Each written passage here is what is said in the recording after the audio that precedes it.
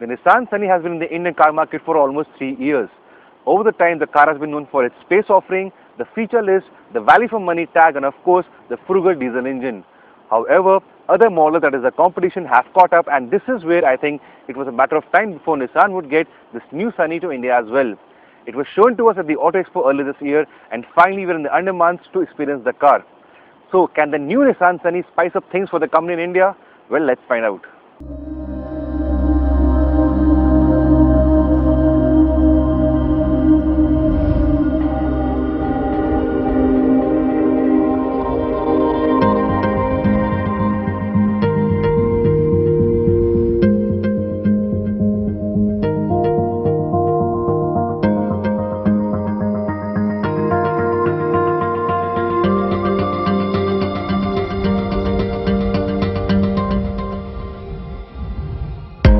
The new Sunny is not drastically different than the outgoing version.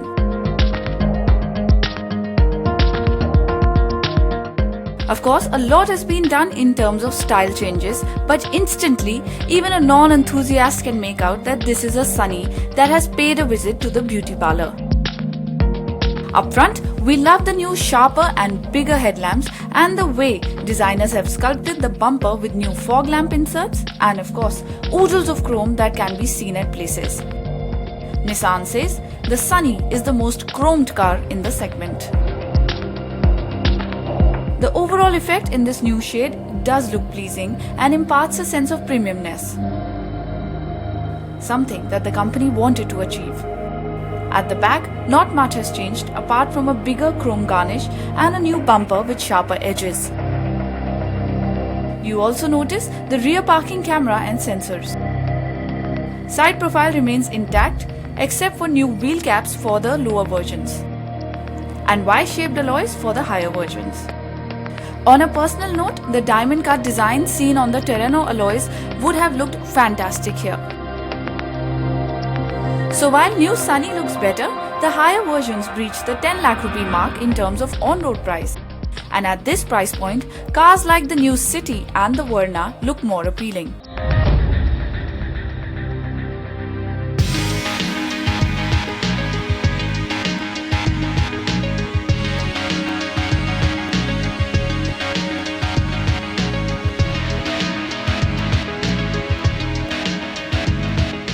Thankfully, Nissan designers have worked equally hard on the inside. And immediately you can make out new, better looking steering that seems to have been borrowed from its international sibling.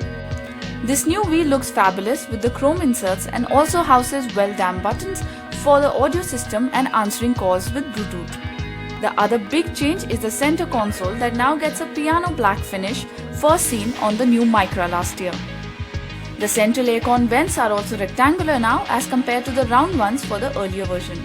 The XV model also gets a 5.1-inch screen for the audio system, and this doubles up as a rear view camera, a feature missing on the older version. This new system sounds better as well. Nissan seems to have improved the overall quality of materials used, and there are two premium packs to pick up. Pack 1 gives you leather seats, while Pack 2 gives you side airbags. What remains unchanged is the acres of room in the car. Even with tall passengers up front, there is more than ample space at the rear for 6-foot plus people. No other car comes close to the Sunny in this regard. That said, we would have appreciated real aircon vents for the rear passengers than just these air recirculation vents.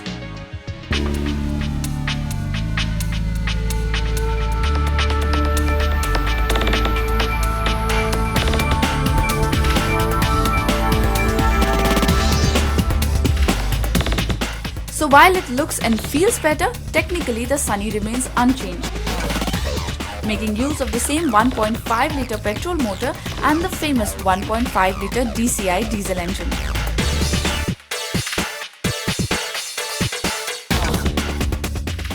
The former also comes with an optional CVT transmission that is actually more efficient than its manual sibling, while the diesel continues to come with the same 5-speed manual gearbox.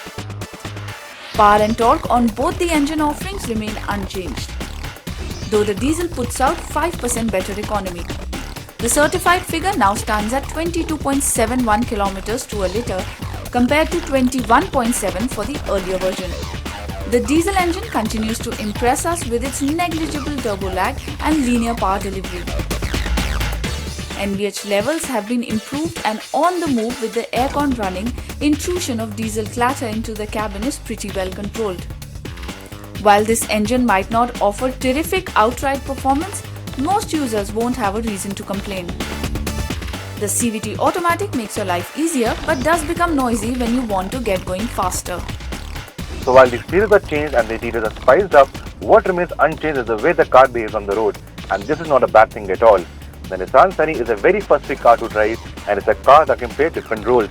It can be a self-driven car, it can be a chauffeur-driven car, and depending on your age, your sister, your daughter, your mother or your wife can drive the car as well. The steering remains light, which is good for city use and yet has a bit of feedback for highways and the curvy mountain roads. The big windows add to the airy feel and the visibility part. However, on a personal note, I think the road noise could have been less. First launched in September 2011, the Sunny was a pretty tempting deal. However, that hasn't been the case lately, with the all-time low sales of less than 500 units per month. Can this new avatar change the fortunes of Nissan's only mass segment sedan in India? The new Nissan Sunny is more than just an upgrade. It looks better, it feels better, the diesel engine offers you better economy, and finally, the feature list is impressive as well. Further on, Nissan is not playing a spoilsport by offering a tempting sticker price, making the whole package a value for money deal. So while this car might not offer you terrific performance or a driver's package, as an all-rounder, as a family car, this car still managed to tick all the right boxes.